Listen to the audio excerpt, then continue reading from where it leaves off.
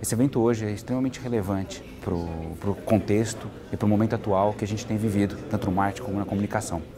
Existem muitas coisas que ainda a gente usa ferramentas e regras antigas para problemas novos. Então a gente vai tentar, durante essa conversa que vai acontecer hoje aqui, a encontrar caminhos e debater um pouco, refletir um pouco quais são as melhores alternativas que a gente tem para poder explorar melhor todo esse ferramental novo do mundo digital, navegar melhor pelos guetos digitais que a internet tem oferecido para a gente, entender um pouco essa conexão que a gente precisa fazer entre o indivíduo e entre as marcas para conseguir criar estratégias realmente mais humanizadas, que tenham no centro a empatia como principal fonte de insumo para essa construção. Foi ótima essa introdução aí do Mark, eu agradeço muito ele. E acho que a nossa conversa agora vai se conectar bem com o estudo que ele apresentou. A gente viu que lá no topo das tendências dos últimos anos, a gente tem a questão do social aparecendo muito, onde o centro da estratégia ele ficava muito no discurso, quando a gente olha anos atrás, para o consumidor. Hoje não tem jeito. Não dá para ficar mais no discurso. Hoje o centro da estratégia é realmente o consumidor. É dali que nasce a inovação. É dali que a gente vai extrair o que a gente precisa fazer e como a gente precisa construir marcas, construir estratégias que realmente vão ser eficazes lá na frente. Se a gente não olhar para esse consumidor, é muito difícil a gente construir algo que seja eficaz. Para começar, a gente pode entender que na abertura do Paulo, o Mark também falou sobre isso, a questão da quantidade insana de informação. Informação vindo de todos os lugares, tudo ao mesmo tempo agora. A gente tem fontes de informações múltiplas, com a propagação cada vez maior dos ambientes colaborativos. A gente tem novas fontes surgindo todos os dias. E como processar, como trabalhar com essa quantidade gigantesca de informação o tempo todo? Porque não é só a marca, a empresa que precisa trabalhar com essa informação. A gente tem que lembrar que as mensagens que chegam aos nossos consumidores estão vindo em grande parte dessas fontes de informação. E muitas vezes não são veículos, não são a própria marca falando, são outros indivíduos iguais a eles. E como trabalhar nesse meio, nesse caos informacional? Como conseguir olhar para todos esses guetos digitais que hoje a internet impõe para a gente? Na verdade, puramente, o que a gente pode extrair de primeira é que a atenção do consumidor hoje está cada vez mais fragmentada. Então, uma coisa que eu acredito que seja pouco provável que ocorra nos próximos anos é o aumento da quantidade de horas no dia. A não ser que a gente tenha um deslocamento do eixo da Terra aí, e o dia começa a ter 48 horas, né? Ia ser bom para alguns, né?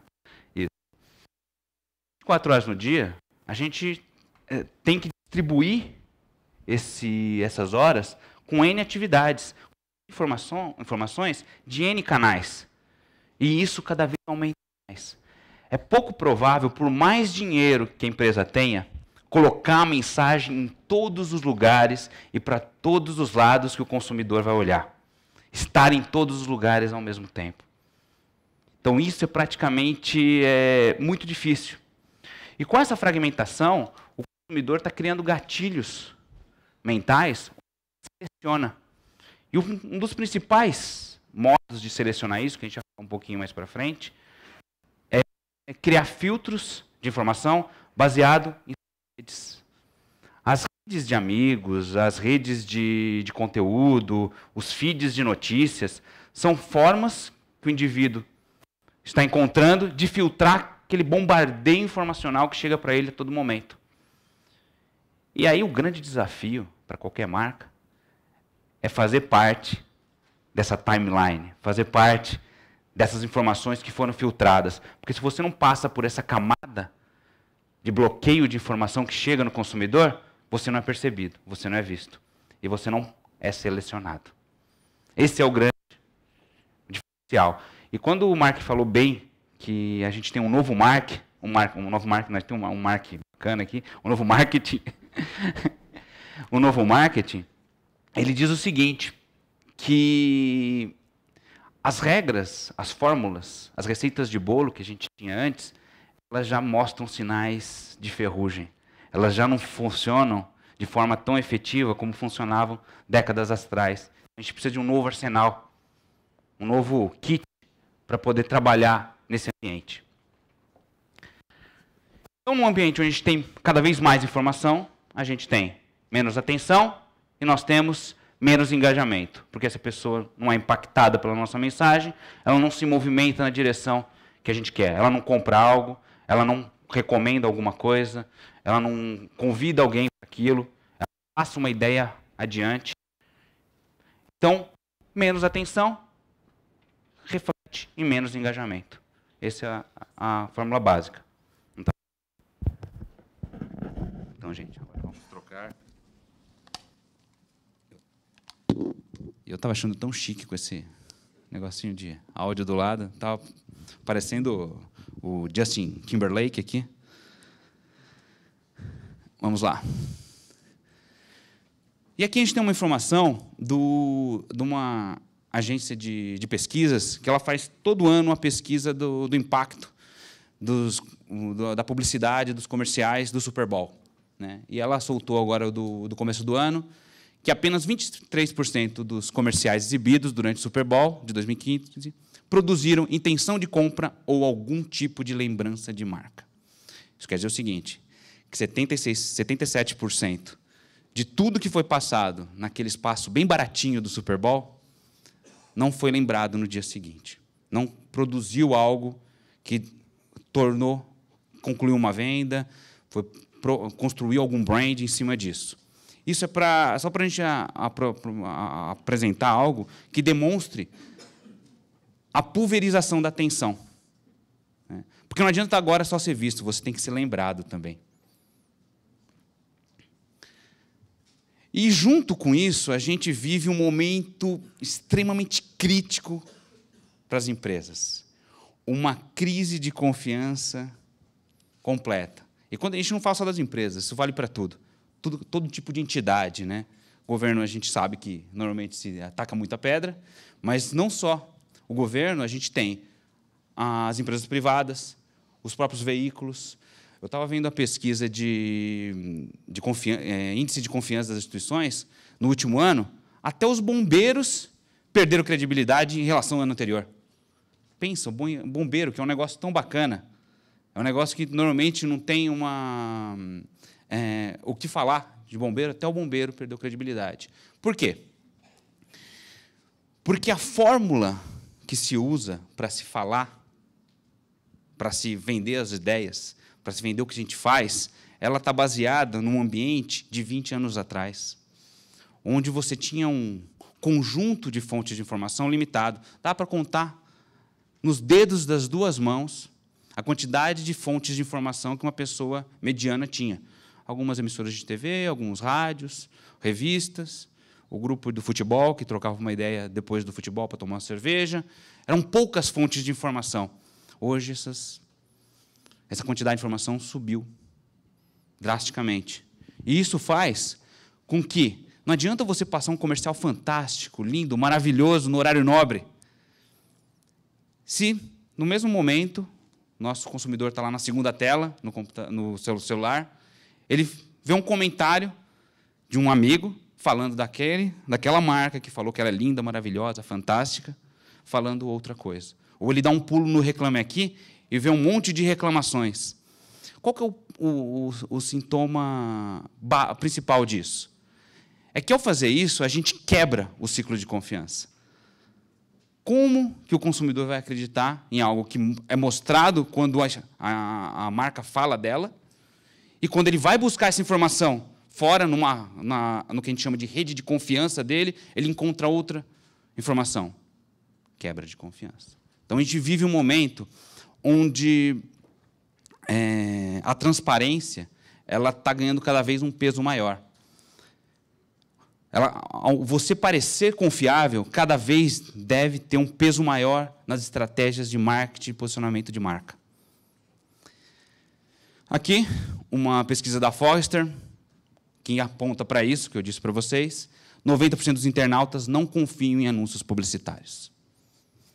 É o vendedor falando como ele é um cara legal. Ele confia na sua timeline, nas pessoas que ele supostamente entende, que tem o conhecimento daquilo que ele está procurando. Ou que aquilo impacta ele de forma positiva. Não é que o modelo publicitário rui em cima disso. Não, ele precisa conversar com essa dinâmica nova.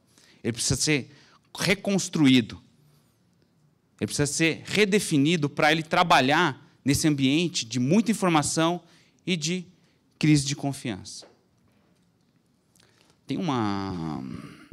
Eu começo a contar a história, daí acaba estourando o tempo, mas eu vou contar essa história. Há uns 10 anos atrás, mais ou menos, um grupo de pesquisadores fez um estudo sobre se a publicidade tradicional funcionava. Talvez alguns de vocês já tenham ouvido esse estudo, porque ele já é antigo. O que eles fizeram? Eles pegaram um grupo de voluntários, né, separaram esse grupo de voluntários, porque não sabiam para que era a pesquisa, juntaram todos numa sala e selecionaram um programa de TV que, na época, era o programa de TV com maior audiência da TV americana, que era o American Idol, na época.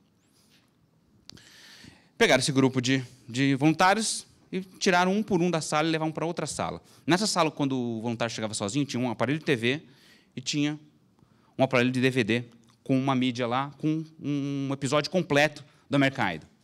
Colocavam o voluntário na frente da TV, davam play, e o voluntário assistia o programa completo, com os breaks de intervalos, inteiro. Terminava o programa, davam 5 minutos, pegavam ele e levavam para outra sala. Jogavam na frente dele um questionário. Qual que era a primeira pergunta do American Idol? Do questionário? Quais eram os anunciantes do American Idol? Ele tinha acabado de assistir o programa. Na época, tinham 3.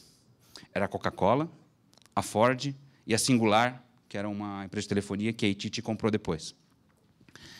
Se eu falar para vocês que em várias das rodadas que os pesquisadores fizeram com os voluntários, 0% lembrou da Ford. Teve gente que lembrou da GM. E a GM não estava produzindo nada. Ela lembrou de um carro passando em algum lugar, daí falou, GM. Em compensação, a taxa de lembrança da Coca-Cola foi 60%, 70%. Por quê? Qual que era a diferença básica? A Coca-Cola estava inserida dentro do conteúdo do programa. Os jurados tomavam Coca-Cola, os participantes tomavam Coca-Cola, o balcão era vermelho, a Coca-Cola ficava em cima do balcão. Então, ele fazia parte do contexto. Qual que é a conclusão desses pesquisadores? O cérebro humano tem uma capacidade limitada para absorção de informação. Isso nunca foi um problema, porque a gente nunca teve tanta informação para absorver. Só que agora que a gente tem essa quantidade infinita de informação, o cérebro criou gatilhos, onde ele elimina aquelas informações que ele julga que ele não precisa armazenar. Então, ele joga aquilo que não está fora do contexto. Então, é outra palavra mágica que as estratégias de marketing precisam ter hoje. Contexto. A minha comunicação, a minha mensagem está no contexto adequado para ser absorvida? Ou eu só estou expondo, fora de um contexto? Porque ela vai ser percebida, mas ela pode não ser armazenada. É isso que o estudo conclui. Existe essa crise de confiança nas instituições, mas as pessoas confiam cada vez mais uns nos outros. Uma outra pesquisa que a gente tem da Nielsen, agora de 2003, 84% das pessoas confiam em recomendações pessoais. É o primeiro item lá da pesquisa. Em quem você mais confia? Em outras pessoas como eu. Esse é o insumo, esse é o poder da economia da recomendação. E as nossas estratégias precisam amarrar ou responder à pergunta, essa minha estratégia gera recomendação positiva, de alguma forma? Porque, senão, você volta para a prancheta e repensa. Porque, no fundo, por mais que você fale, a sua mensagem vai ser absorvida de maneira mais eficaz se ela for endossada por alguém que faz parte da rede de confiança do seu consumidor. E aí, a roda da economia da recomendação gira. As pessoas hoje avaliam tudo. Qualquer coisa que aparece na frente delas, elas dão joinha ou não joinha. Dão estrelinha em tudo. Tudo está sendo avaliado o tempo todo, de várias formas. Algumas indústrias foram implodidas com isso. Você pega a indústria do turismo, é outra indústria. Se você olha para uma indústria 15 anos atrás e para a indústria hoje, é uma indústria totalmente dependente da economia da recomendação. E isso, cada vez mais, numa velocidade, às vezes diferente para cada indústria, tem contaminado de forma mais efetiva ou menos efetiva e numa velocidade maior ou menor essas indústrias. Mas, no fundo, até indústrias totalmente B2B são baseadas, hoje, em economia da recomendação. Tem uma indústria canadense de semicondutores chamada Indium Corporation, onde ela, você fala, semicondutores, indústria pesada, vende só para outras indústrias. Eles têm uma área dentro do site deles só com blogueiros. E quem são os blogueiros? São engenheiros de produto próprios deles. E eles começaram um processo de construção de conteúdo constante, onde hoje muitos compradores da indústria deles usam os próprios engenheiros da Indium como fonte de informação para tendências de mercado, novos produtos. Por quê? Porque esses blogueiros, esses engenheiros, eles não falam da Indium. Eles falam sobre o mercado que eles estão. Então, eles funcionam como fonte de informação. E é isso, quando um comprador desse precisa decidir uma compra, ele lembra, pô, tem aquele cara que é daquela empresa, pô, ele entende do assunto. Então, eu vou considerar, talvez, comprar dele. Ele entra na lista de compras. Então, o B2B também funciona, porque não é empresa vendendo para empresa, são sempre pessoas vendendo para pessoas. E pessoas buscam informação em algum lugar. Às vezes, consideram mais recomendação do que o consumidor final. Então, no fundo, sua marca é o que dizem que ela é, não o que a gente acha que é. A gente entra no modelo que eu chamo de modelo do consumidor conectado. Isso aqui foi um artigo que eu escrevi para a Unesco há uns 4 anos atrás, sobre o conceito de rede de confiança, e o quanto a rede de confiança é fundamental para as pessoas tomarem decisões no seu dia a dia. Então, você tem o consumidor numa ponta e você tem essa rede de confiança. Tem esse conjunto de indivíduos que influenciam de forma direta ou indireta, e muitas vezes de forma inconsciente para quem está recebendo a recomendação, na tomada de decisão, nas recomendações de consumo que são tocadas ali na frente. Então, quando você pensa na marca ou na empresa, você tem que pensar o seguinte. Primeiro, você tem que saber, e aí encaixa bem com o que o Paulo colocou, saber todas as informações com esses grupos de influenciadores. Aqui a gente não está falando só de digital, a gente está falando do mundo de influência, que gira em volta das pessoas que são nossos públicos. Quem são essas pessoas? O que elas pensam? Como elas recomendam? Quais são os seus posicionamentos? É um framework de inteligência que você tem que ter para poder tomar as decisões e direcionar suas estratégias de comunicação para, no fundo, de forma às vezes indiretamente ou diretamente, influenciar as recomendações de consumo. No fundo, quanto mais inteligência você tem, melhores decisões você toma. E a gente entra num conceito que a gente chama de ditadura da timeline. Se você não está na timeline das pessoas, você não existe. Você é invisível. Se as pessoas não estão falando de você, e hoje o lugar onde as pessoas mais falam, dá para perceber que eu sou São Paulino, né? Ali. E se você não aparece nessas conversas que estão sendo publicadas, você é pouco lembrado, porque lembrem-se, as pessoas estão sendo soterradas por informação o tempo todo. Então, aparecer aqui é fundamental. E aí você pode fazer algumas mecânicas, né? Você usa recomendação espontânea, com ativação, com publicação paga, você faz alguns modelos que, no fundo, é para levar a sua mensagem, que foi produzida através da sua rede de confiança, para o seu público-alvo tomar uma decisão lá na frente. No fundo, é isso. Então, o mundo ficou bem mais complexo do que era há 15, 20 anos atrás. Era muito mais tranquilo fazer marketing há 15, 20 anos atrás. Você abria a gaveta, tirava o seu arsenal básico, Primeiro isso, depois isso, depois isso, depois isso, depois isso. Ok, sucesso. Hoje, cada caso é um caso. As informações que chegam para a gente têm que ser trabalhadas também de forma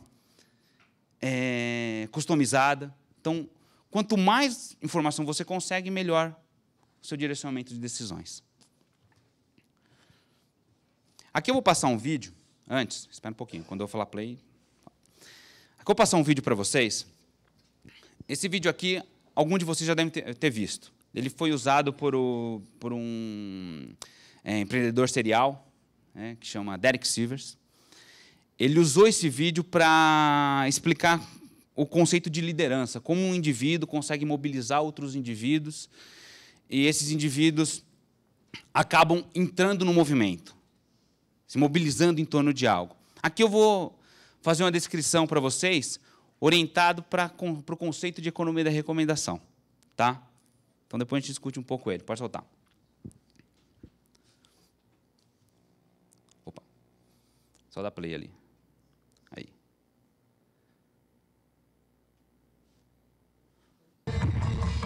Nós temos o nosso amigo ali, o maluquinho sem camisa, dançando. Uma dança extremamente singular, pitoresca. Você pode perceber que ele está fazendo alguma coisa que as outras pessoas não estão fazendo. Ele é o único a dançar. E os outros em volta. Nesse momento, ele consegue seu primeiro seguidor. Aquela dança inicial conseguiu contagiar o primeiro indivíduo que o segue. Esse processo de seguir é o processo de recomendação. Eu recomendo essa dança. Eu recomendo esse meu amigo aqui que está fazendo esse movimento extremamente diferente dos outros. Enquanto isso, quanto mais tempo esse seguidor demonstra que ele recomenda o outro, mais tempo eles ficam expostos publicamente. E isso faz com que o segundo seguidor chegue. Ao chegar o segundo seguidor, ele já não é mais dois maluquinhos dançando, eles já são uma comunidade. E normalmente uma comunidade, ela tem uma área de impacto maior, mais pessoas conseguem enxergar essa comunidade. E quanto mais ela é vista, mais pessoas elas atingem. E ao atingir mais pessoas, a força da recomendação ganha cada vez mais peso. E quanto mais tempo a gente consegue manter esse movimento acontecendo, a gente consegue espalhar a notícia. Vocês podem perceber que isso daqui é o que a gente normalmente chama de contágio social. Quando a gente chega nesse momento aqui, vocês podem perceber o seguinte, que quem está aderindo agora, está aderindo porque no começo existia uma pressão social que impedia ela de aderir ao movimento. Mas agora tem tanta gente já pulando e dançando igual um maluco lá no meio, que os outros já não se sentem mais essa pressão. Na verdade, nesse ponto, você vê que a exceção se tornou a regra. A exceção era dançar lá. Agora a exceção é ficar sentado. E se você perguntar para esses indivíduos que estão chegando por último aí, quem começou o movimento, eles não vão saber nem falar. Eles só sabem que eles entraram na manada e seguiram os outros indivíduos. Esse vídeo, gente, demonstra muito bem como os movimentos são construídos, como eles acontecem. E no fundo, quando a gente monta uma estratégia de marketing, é isso que a gente quer que aconteça. A gente quer que as pessoas nos sigam. Pense que nós somos um maluquinho sem camisa dançando lá. Tá? Tente tangibilizar isso visualmente. Agora pensem, quem são aqueles primeiros seguidores que a gente vai atrair para endossar, recomendar a nossa mensagem? Isso vai fazer toda a diferença, porque é aí que está o ponto de virada. Se os primeiros seguidores forem aqueles que passam credibilidade, que conseguem desconstruir a crise de confiança e transformar aquilo numa recomendação confiável, é o momento que você consegue fazer com que outros venham também e passem a mensagem para frente. Se você for, isso aqui acontece todo dia nas redes sociais.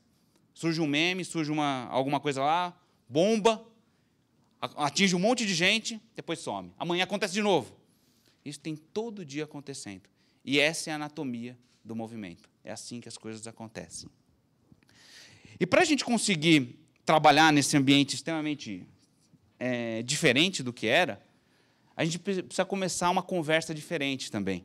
A gente precisa conversar com o que a gente chama de homo digitalis, que tem um modelo mental diferente do modelo mental do conhecido Homo sapiens, né? E aí entra de novo no que o Mark falou e no que o Paulo falou. O centro de tudo está no indivíduo.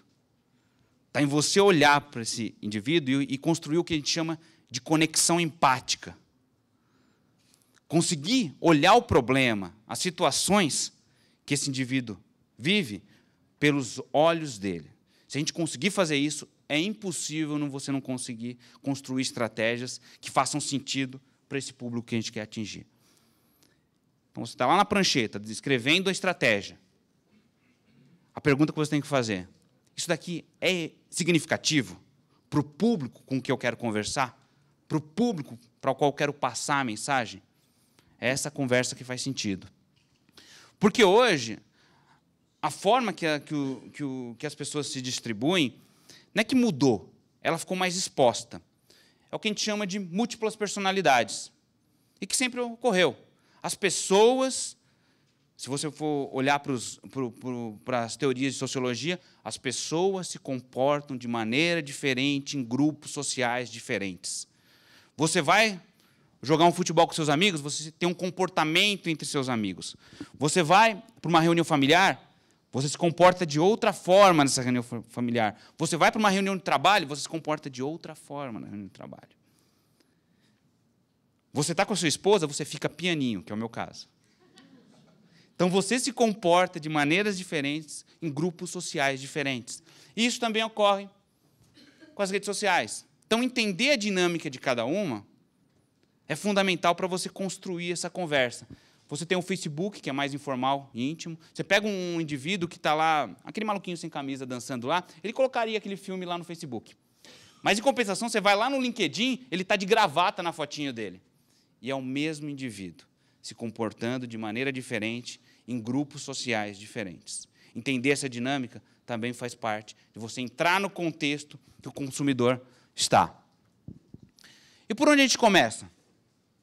Pessoas. Vamos entender as pessoas, vamos extrair o máximo de informação dessas pessoas. E da rede de confiança, dos influenciadores que estão em volta dessas pessoas. Quanto mais informação, mais consistente vai ser a nossa estratégia. Com isso, a gente define os objetivos que a gente quer dessas pessoas, amarra as estratégias para atingir esses objetivos e, por fim, só por fim, gente, só por fim, esse não é o primeiro tópico da conversa, a gente define as ferramentas das plataformas. Não vamos falar de Facebook, Twitter, Instagram, LinkedIn, antes de entender o nosso público. Aqui é só o canal. Isso daqui, ano que vem, mudou de novo. Todo ano muda. As estratégias consistentes que conseguem propagar por mais de 1, 2, 3, 4 anos, são mais duradouras, elas são baseadas no comportamento dos indivíduos, das pessoas que a gente quer atingir. Então, se a gente seguir mais ou menos essa estrutura aqui, a gente consegue acertar mais do que errar. Não dá para acertar sempre, mas a gente vai mais acertar do que errar. Tá?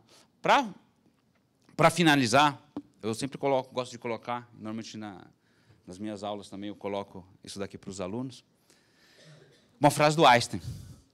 Não é possível resolver problemas utilizando a mesma mentalidade que os criou. Se você trouxer toda aquela estrutura e modelos mentais que foram utilizados para criar uma solução, e a solução apresentou algum problema, se você usar as mesmas premissas, a mesma estrutura mental, você só vai fazer remendos na solução. Você precisa de um mindset diferente.